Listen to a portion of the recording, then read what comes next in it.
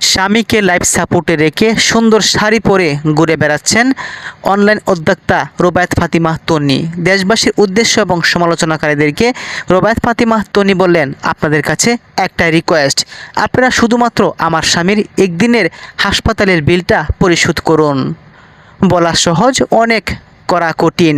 সমালোচনাকারীদের এভাবেই নীরব উত্তর দিলেন রুবায়েত ফাতিমা তন্নি। তিনি বলেছেন, আমার স্বামী, আমি জানি আমার কতটা মায়া হচ্ছে।